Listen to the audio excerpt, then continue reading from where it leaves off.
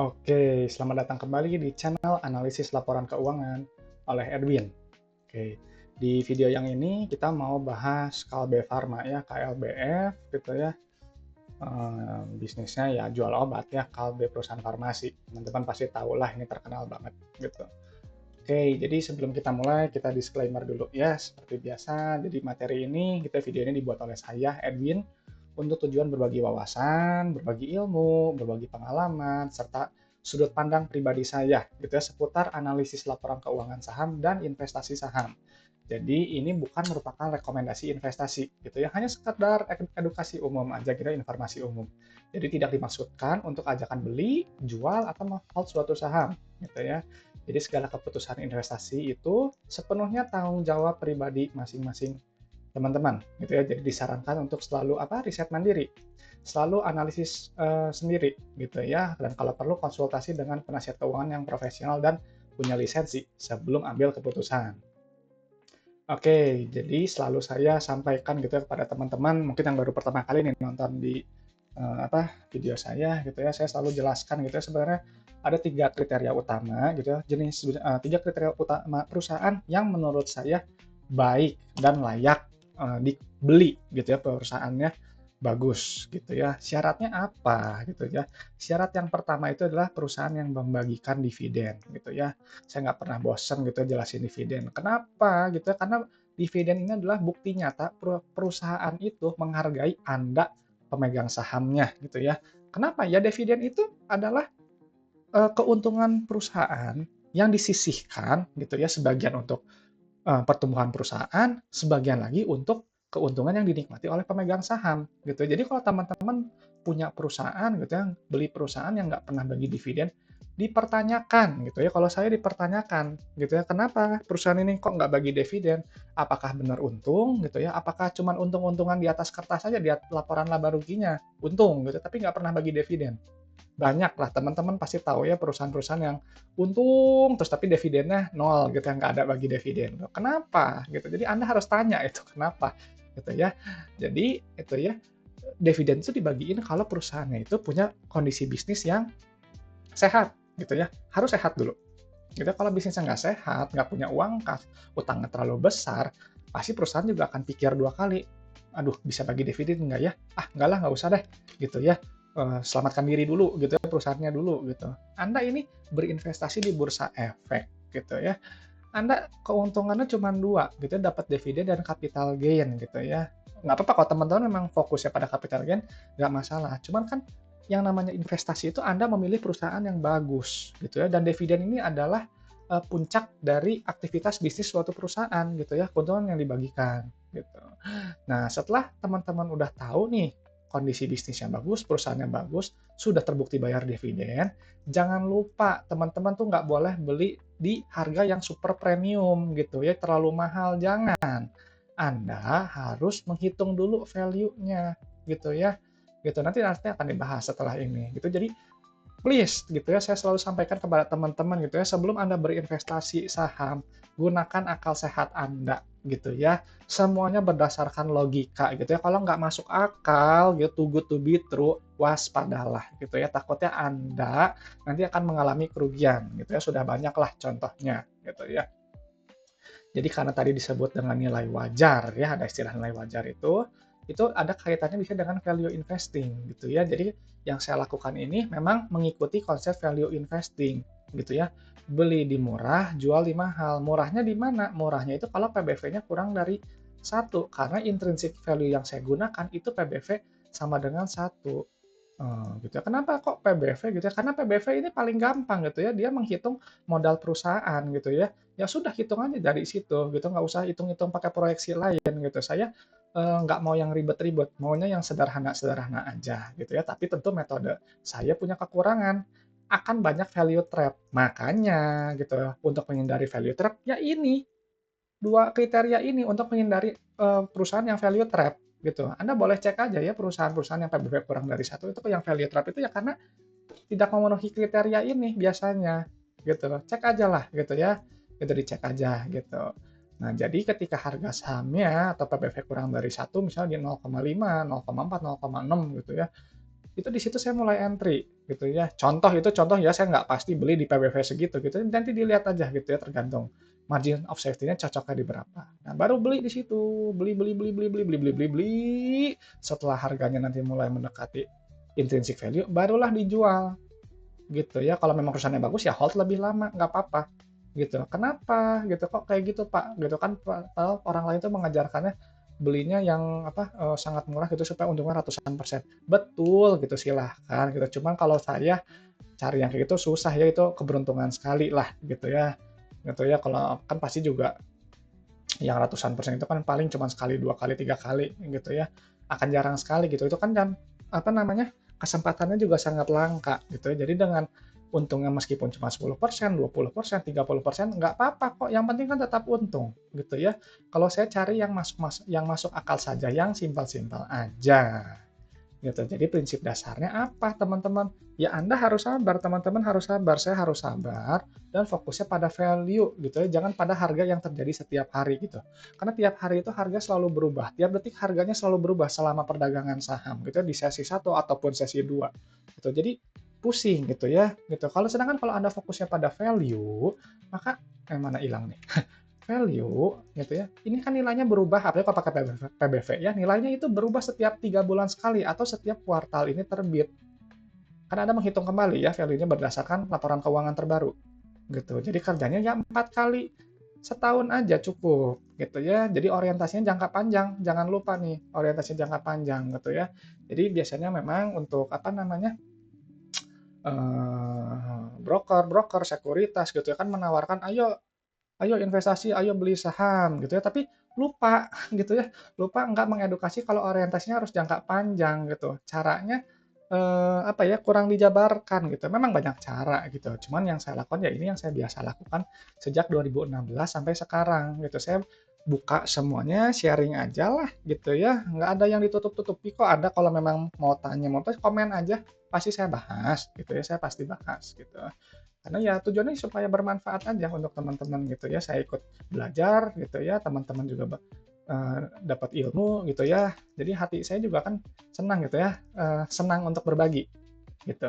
Makanya kenapa teman-teman harus percaya dengan kalimat ini, harga saham gitu ya, pada akhirnya nanti akan mengikuti kinerja fundamental perusahaan dalam jangka panjang gitu. Jadi nggak heran kalau teman-teman lihat perusahaan-perusahaan yang sahamnya gocap, yang sahamnya 50, ya memang perusahaannya nggak bagus, bermasalah seperti itu. Cek aja laporan keuangannya gitu. Paling gampang itu Anda melihat laporan keuangan karena ini jelas di depan mata gitu ya. Anda bisa download, bisa buka, bisa hitung sendiri gitu.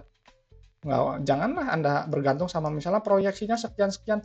Proyeksi itu sifatnya subjektif gitu. Misalnya kalau pertumbuhan saya maunya 10%, mungkin orang lain 15% gitu. Mungkin terlalu banyak asumsi gitu ya, gitu. Jadi Anda harus bisa analisis sendiri gitu. Nah, jadi wajib sekali yang tadi saya sampaikan, memahami laporan keuangan gitu ya, kalau memang Anda mau benar-benar serius berinvestasi gitu. Ya, jadi setiap bagian laporan keuangan ini gitu ya, balance sheet, IS, CFS, Anda harus pahami lah gitu ya. Kalau belum paham baca-baca aja, nanti makin sering baca, maka Anda semakin sering hafal. Tapi jangan sampai kalau Anda memang hafal tapi nggak memahami gitu ya. Banyak yang hafal tapi nggak paham gitu. Gitu, itu yang harus Anda hindari gitu. Jadi dengan teman-teman apa, lihat orang lain menganalisis gitu, nggak cuma saya, mungkin lihat orang lain itu, Anda bisa dapat gambaran, oh cara menganalisis itu seperti ini gitu. Jadi Anda bisa menambah, point of view dari berbagai macam orang gitu. Nanti tinggal Anda apa namanya, kompilasi atau ambil yang cocok untuk Anda, gitu. Nah jadi perusahaan itu pasti saya screening dulu nanti laporan keuangannya gitu, di dalam laporan keuangan nanti akan diolah datanya untuk memenuhi nggak nih si 7 syarat ini ya, dividen, saldo laba, PBVPR, CFO, CFI, CFF gitu ya. Ini syaratnya gitu. Yang mutlak itu untuk value saya pakai PBV ya, jadi PBV-nya harus kurang dari satu.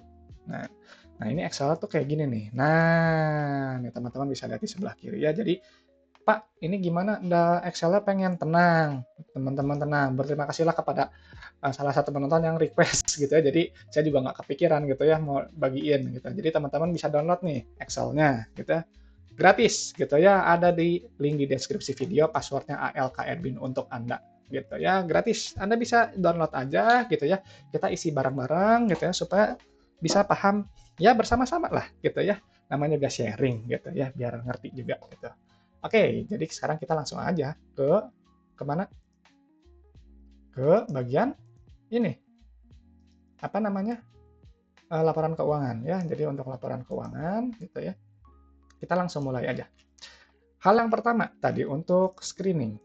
Untuk screening itu pastikan ini dividend payment history gitu ya. Saya udah kumpulkan datanya ini nih. Dari dalam 3 tahun ke belakang gitu, KB Pharma sudah membagikan dividen ya. Nah, jadi dividennya ini gitu, apa namanya, penting sekali. Tadi ya salah satu ciri perusahaan yang baik gitu. Nah, saya akan mencari setidaknya 3 tahun ke belakang, ya 3 tahun terakhir yang bagi dividen.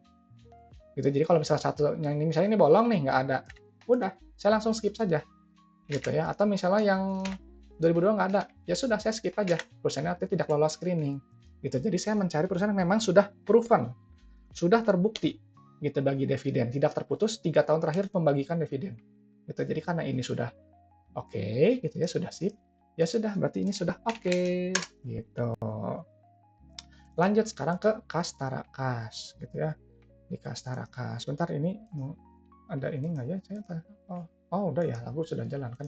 Maksudnya tadi nggak takutnya terlalu sepi gitu kalau dengar suara saya doang bosan gitu ya, biar ada musiknya aja sedikit.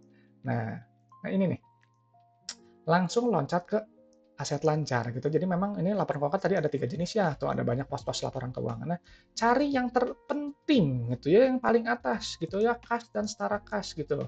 Nggak pernah bosan gitu, saya bilang setara kas ini paling penting kalau teman-teman udah sering nonton video saya gitu. Kenapa kas ini penting gitu ya? Karena kas ini adalah isi dompet Anda gitu ya. Nih pastikan juga Anda sebelum memindahkan, cek nih satuannya apa. Ini saya masih juta, salah, ganti saja. Nah, ini satuan yang benar. Gitu ya. Jadi, uang kas gitu ya, uang yang ada di dompetnya si Kalbe Pharma ini ada juta, miliar, 3,8 triliun gitu. Uangnya banyak sekali gitu ya. Tapi besar nggak ini banyak atau sedikit? Tergantung nanti Anda melihat nanti di laporan arus kas ya gitu ya. Jadi tapi karena ini itu nanti akan ada hubungan dengan laporan arus kas. Gitu. Jadi pos ini harus Anda pindahkan dulu. Wajib ya, wajib sekali. Gitu. Nah, baru loncat ke ekuitas, gitu ya. Ekuitasnya di mana? Dia ada di halaman ketiga. Halaman kedua itu biasanya ada liabilitas, tuh ya. Liabilitas ada banyak. Ini tentang kewajiban perusahaan. Kita bayar utang lah, utang usaha, DLL, gitu, pinjaman jangka panjang, ya dan sebagainya yang berkaitan dengan kewajiban perusahaan dalam membayar.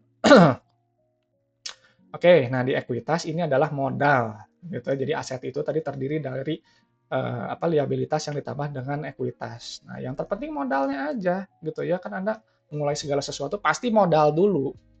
Pasti modal dulu, entah itu modal sendiri atau modal bank. Tapi kan yang diutamakan modal Anda pribadi. Makanya bagian ekuitas ini adalah hal yang paling penting, gitu ya. Ini yang harus dilihat dulu. Strukturnya mudah sebenarnya ekuitas itu adalah modal awal dan saldo laba sebenarnya. Memang nanti ada selisih transaksi, ini atau saham treasury, bla bla bla gitu ya. Nah, ini bagus nih, ada saham treasury. Ini perusahaan yang punya saham treasury-nya banyak adalah salah satu ciri juga saham bagus ya. Bisa dibilang sih kalau kata saya nomor 2 setelah dividen. Gitu karena dia artinya membuat keuntungan pemegang saham itu semakin besar gitu ya. Ibarat Anda punya 8 pizza gitu ya. Karena perusahaan membeli gini, punya satu loyang pizza, gitu, satu loyang kue gitu dibagi 8. Kalau misalnya perusahaan itu membeli saham pribadi yang tadinya 8 kue itu dibagikan kepada 8 orang, misalnya perusahaan beli satu, artinya kue itu akan dibagikan menjadi lebih sedikit orang. Jadi proporsinya lebih besar, gitu, lebih banyak yang bisa dinikmati. Itu sih simpelnya itu. Cuma nanti mungkin saya bikin ilustrasi aja lah nanti buat di PowerPoint aja supaya lebih jelas gitu. Jadi memang saya ada PR gitu ya dari teman-teman bahas tentang saham treasury sama ini masalah saldo laba gitu. Kadang ada beberapa teman-teman yang masih belum ngerti gitu, belum paham. Tapi nggak apa-apa. Nanti di video-video berikutnya nanti saya buat ya, saya jelasin gitu. Jadi sambil saya jelasin dikit, ada PPN-nya lah sedikit aja supaya bantu teman-teman memahami gitu ya dengan ya sedikit gambar. Oke, jadi langsung pindahin saldo laba ya di sini. Saldo labanya ini ada yang ditentukan, ada yang belum gitu ya.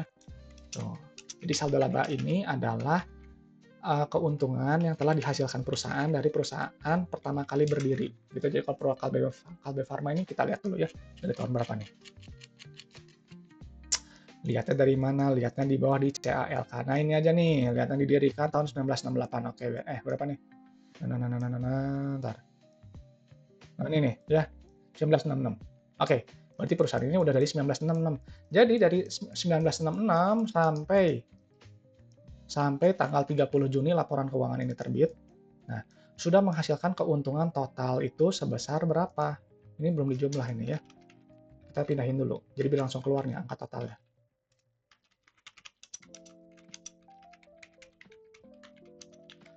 Waduh, harus dilebarin. Nah, sudah menghasilkan berapa nih? 23,6 triliun. Dari 1966 sampai 2025 Q2 sudah menghasilkan keuntungan 23,6, benar kan? Juta, miliar, triliun. Ya, 23,6 triliun di luar dividen yang dibagiin. Gitu. Jadi dividen ini nggak termasuk ke sini. Jumlahnya total berapa? Ya Anda tambahkan aja dividen telah dibagikan.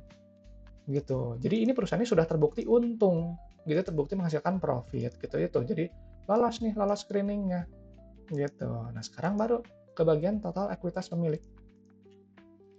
Angkanya yang mana? Selalu cari yang ini nih, sebelum kepentingan non pengendali atau bisa subtotal. Nah ini nih pakai angka yang ini. Gitu. Biasanya memang kalau di laporan keuangan sih udah di bold ya, udah di bold. Sebentar, aduh, haus, minum dulu.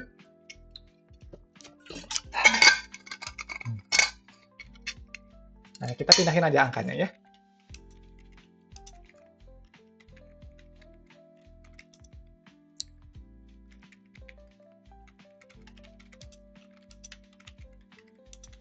Nah, ini udah nih keluar. Nah, tuh lihat tuh. Lihat nih, bagus nih ya. Teman-teman bisa lihat di sini nih. Ada di bawah ini ada rasio ya saldo laba terhadap modal awal. Gitu. Ini nilainya 43. Ini besar sekali gitu ya. Maksudnya apa nilai 43 ini? Jadi gini, kalau teman-teman punya modal 1 miliar gitu ya, dari tahun 1966 sampai sekarang sudah menghasilkan 43 miliar. Sudah menghasilkan 43, ini hampir 44 nih. Jadi modal 1 miliar sudah menghasilkan 44 miliar. 43,96 miliar gitu ya. Modalnya udah naik berkali-kali lipat gitu. Terbukti untung, terbukti profit gitu ya. Makanya komponen terbesar dari ekuitas itu adalah saldo laba gitu ya. Tuh Anda tidak tidak bergantung pada dana lagi gitu ya, entah itu apa namanya, right issue atau private placement seperti itu. Anda sudah terbukti untung dari bisnis Anda sendiri gitu. Ini perusahaan yang bagus, modal 1 miliar jadi 43 miliar. Nah gini, Anda nggak percaya ya hitung aja nih, modalnya berapa, ini modalnya, ini total akhirnya, dikaliin aja gitu, nanti dapat rasionya ini.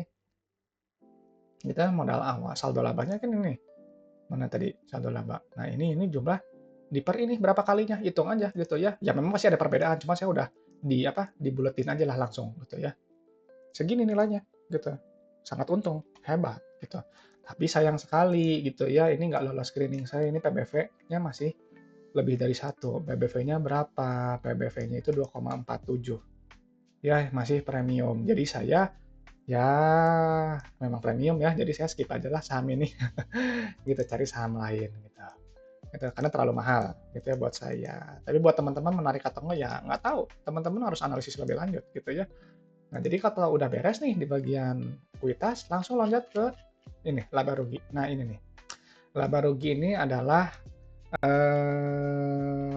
profitabilitas perusahaan gitu ya. Jadi inti dari laporan laba rugi ini kan untuk melihat profitabilitas perusahaan ya. Untung nggak? Gitu ya. Pakai 3 angka kunci andalan saya, yaitu net sales atau revenue ya, nama lainnya. Atau total sales. Banyak istilahnya kok. Ini penjualan neto, ada pendapatan, penjualan bersih, sama aja lah itu. Pokoknya nilai yang paling atas. Gitu ya. Langsung aja dipindahin nilainya.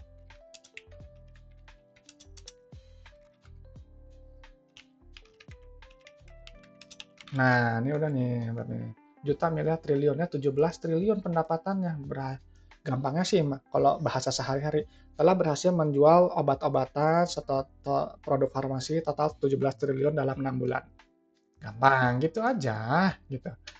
lalu dikurangin beban-beban harga modal 10 triliun, akhirnya dapat laba bersihnya itu berapa? 7 triliun, gitu. Jadi, teman-teman itu kalau melihat laporan keuangan itu harus gunakan bahasa sehari-hari supaya lebih kena gitu, lebih ngerti gitu ya.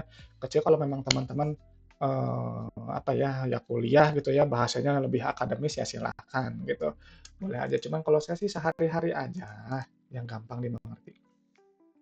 Nah, jadi perusahaan yang revenue-nya naik, itu adalah perusahaan yang produknya digunakan banyak orang dan semakin banyak orang menggunakannya. Makanya dia naik, orang-orang ingin beli lebih gitu ya, laku keras lah gitu. Ini perusahaan yang bagus.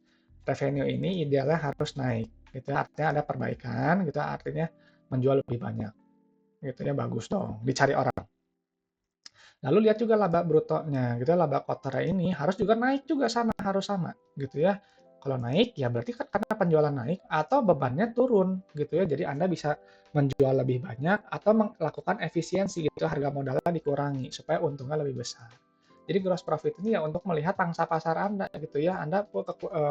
Produk Anda atau jasa Anda punya nilai nggak di mata customer gitu. Semakin tinggi GPM-nya, semakin Anda memiliki nilai gitu ya, gitu. Contohnya apa ya? Contohnya tas-tas mahal aja, gitu. Tas mahal modalnya berapa sih?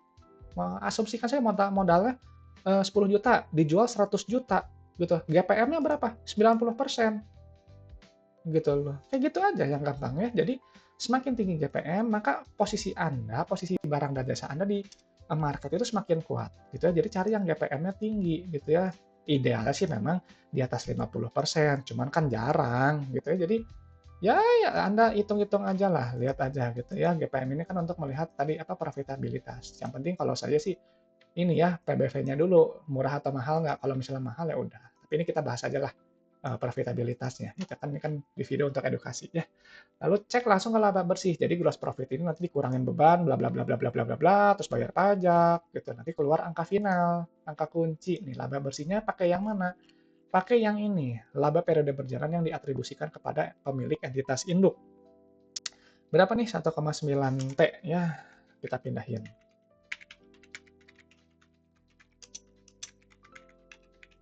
Nah ini, keluar. Oh, keluar nih margin laba bersihnya. Tuh. Jadi semakin tinggi GPM, maka semakin besar ruang untuk laba bersih. Artinya ya Anda akan punya untung. Coba aja kalau misalnya laba kotor misalnya 20%. Ini aja udah kepotong 30%, berarti pasti rugi gitu ya. Jadi laba kotornya penting supaya laba bersihnya juga bisa besar. Kecuali kalau memang beban-beban lainnya itu ya memang kebetulan besar sekali ya bisa habis juga nih laba bersihnya. Gitu ya tuh ROE-nya 8%. Salah. 17%. Ya bagus ya di atas 15%. Gitu ya. Biasanya memang yang bagus di atas 15% sih rata-rata gitu ya. Atau 10% juga oke kok. Terserah lah gitu angka yang bisa digunakan. Nah, PR-nya berapa? PR-nya ini 14 ya, ini 13,99. Masih ya borderline lah ya, kurang dari 15 gitu. Saya bisa cari yang di bawah 10 gitu. 15 itu hanyalah screening umum. Takutnya ada yang saya terlewat gitu ya, perusahaan premium yang bagus, tiba-tiba gara-gara masalah pernya aja yang misalnya sedikit lebih besar, kelewat gitu. Tapi ini ya oke nih masuk kriteria ya, meskipun masih tipis-tipis ya, masih 14. Cukup menarik. Ya, cukup menarik karena masuk screening gitu. Nah, setelah Anda tahu nih, oh ternyata perusahaannya udah untung sekian, Anda harus memvalidasi laporan laba rugi dengan laporan arus kas, gitu ya. Jadi ini adalah realisasi laba rugi. Ingat selalu ada perbedaan pencatatannya, laba rugi kan akrual, jadi dicatatkan duluan gitu ya penjualannya. Nanti arus kasnya baru belakangan diterima gitu. Sedangkan kalau Anda punya bisnis biasa gitu ya, yang sehari-hari, Anda biasanya pencatatannya bukan akrual tapi langsung kas gitu ya. Anda jual bakso, jual satu mangkok bakso 15.000, Anda terima bayar langsung 15.000.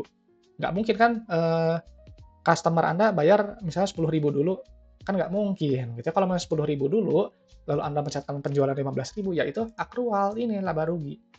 Nah, sekarang kita hitung nih uang kas yang diterima bener nggak nih sesuai dengan pendapatannya ya, dengan laba ruginya. Ini cara validasinya gini. Jadi laporan arus kas ini suka dilupakan gitu ya.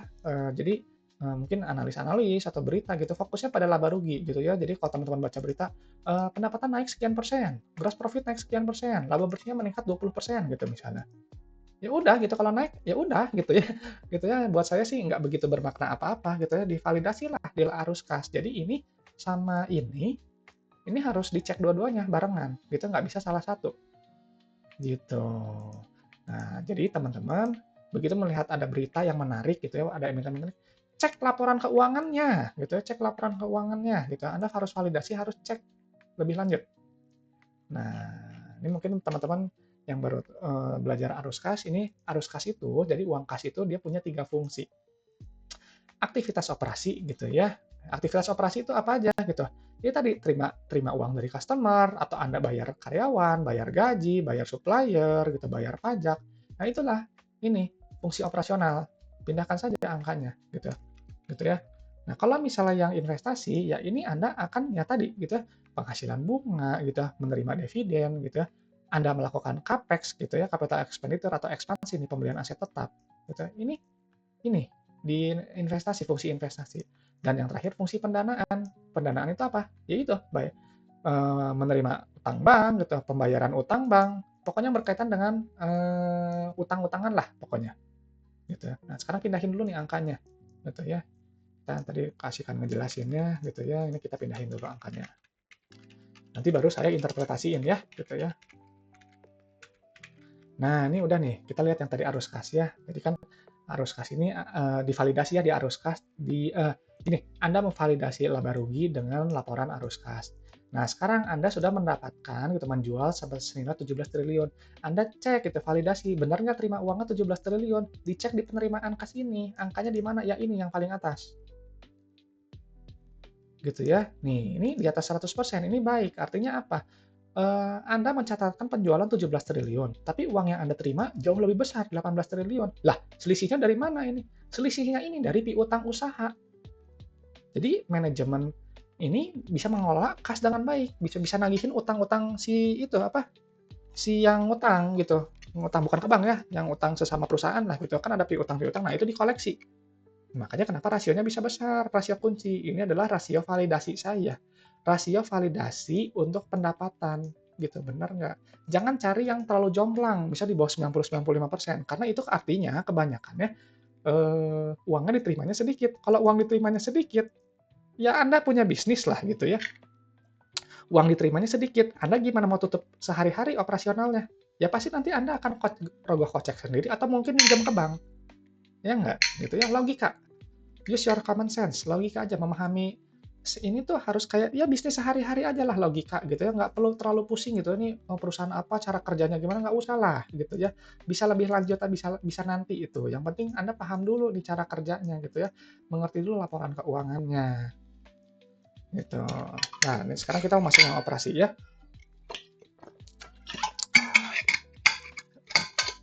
Nah, yang operasi gimana? Angkanya pakai yang ini, neto operasi, pindahin aja angkanya ya, 1,3 triliun. Gede ya, memang nikmat. Nah, jadi gini, kan Anda udah terima uang, bayar bla bla bla bla bla bla, dapat bersih sisa uangnya segini 1,3 triliun. Angka net CFO ini wajib positif, gitu ya. Artinya Anda bisa menutupi operasional dan Anda memiliki sisa uang kas yang lebih.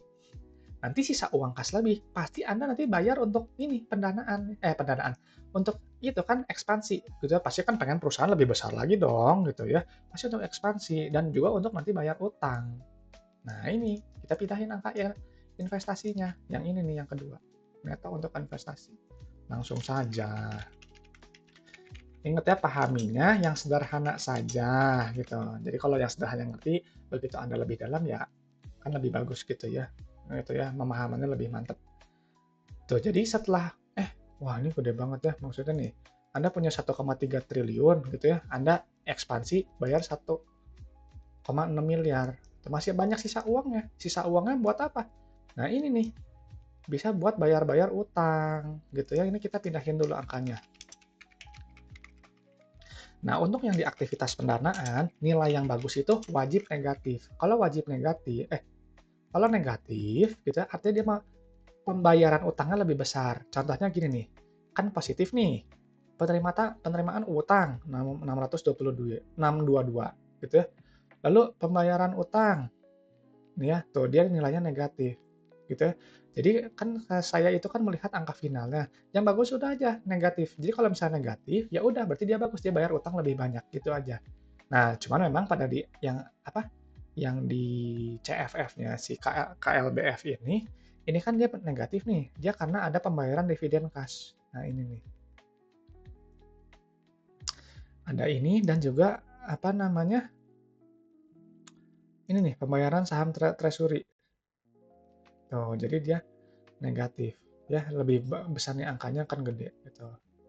Nah, jadi teman-teman gitu ya, kalau melihat dari pola arus kas ini baik gitu, cuma memang kenaikan bersih kas dan setara kasnya ini masih jadi apa negatif gitu ya. Artinya kan dia harus mengambil dari isi dompetnya dulu gitu buat bantu nutupin ini.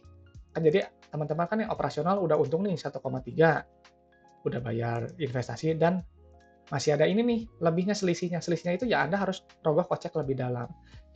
Yang benar-benar sempurna itu kalau misalnya ada kenaikan bersih juga. Artinya segala kegiatan apa bayar utang atau bayar dividen atau misalnya ada kegiatan investasi kan sudah tertutupi semuanya oleh aktivitas operasi gitu. Itu dia artinya sempurna. Tuh, cuman ini juga bagus kok kata saya operasionalnya gitu ya. Jadi kesimpulannya gimana untuk KLBF? Dia bayar dividen bagus gitu ya. Saldo laba terbukti positif gitu ya. KBV-nya tapi masih mahal gitu. Jadi saya skip ya nggak gitu menarik. PR-nya masih ya borderline lah tapi sudah masuk screening gitu. Nah, CFO-nya bagus ya ini, gitu ya, operasionalnya juga bagus, profitabilitas juga oke, gitu ya, pendanaannya juga bagus, dia ekspansi gitu ya. Mungkin yang ini lagi ditekan tuh nih ekspansi soalnya kecil sekali, jomplang sekali. Ya dari 89 jadi 1,6 ini juga bagus gitu ya. Pendanaan juga oke gitu, nilainya negatif gitu ya. Nah, jadi kalau misalnya nilainya negatif, Anda tinggal kurangin aja ini. Ini ya nih, contoh ya. 2,2 kurangin 1,6, gitu berarti kan 600 ya gitu. Ini kan berarti nilai minus 600 gitu ya, berarti kan masih negatif.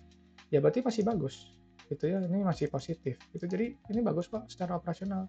Ya benar kan? Ini kan di sini minus 2,2 ini dijumlah ini. Iya benar masih bagus ini. Ini hasilnya ini pasti positif kalau nggak ada pembayaran dividen gitu. Ini bagus kok, operasionalnya bagus, profitabilitas bagus juga, cuman harganya aja masih premium gitu. Oke, itu aja lah untuk analisis KLBF gitu ya. Jadi KLBF menarik atau enggak gitu ya, teman-teman saja yang menilai gitu ya. Oke, jadi untuk pembahasannya sampai sini dulu gitu ya. Jadi kalau teman-teman punya apa saham yang mau dianalisis gitu ya, mau request, komen aja request nama sahamnya di bawah. Nanti saya bahas lah bareng-bareng, gitu ya, bahas bareng-bareng. Atau teman-teman mau dijelasin mengenai apa ya, ya pertanyaan aja lah seputar investasi saham atau laporan keuangan, komen aja gitu, nanti saya respon gitu. Tapi jangan konsultasi ini ya, apa namanya, "Pak, kalau saham ini bagusnya dijual atau enggak?" Atau gini, ya jangan curhat dulu lah ya gitu. Yang penting sharing aja nama sahamnya gitu ya. Nanti kita bahas bahas bersama-sama gitu. Jadi teman-teman juga kan sambil ngisi Excel juga nih gitu, jadi biar ngerti juga gitu. Oke, jadi untuk pembahasan pembahasan KLBF sampai sini gitu ya. Mudah-mudahan bermanfaat untuk teman-teman ya. Jadi kalau teman-teman merasa suka dengan video ini, ya boleh like, boleh subscribe, boleh share ke teman-teman gitu ya supaya semakin paham tentang bagaimana cara membaca laporan keuangan gitu ya. Ingat, membaca laporan keuangan ini nggak cuma untuk perusahaan TBK gitu ya. Jadi untuk perusahaan-perusahaan luar negeri atau perusahaan-perusahaan pribadi sama kok gitu ya. Kita buat sederhana aja gitu. Oke, teman-teman, thank you udah nonton gitu ya. Sampai ketemu di video-video berikutnya ya.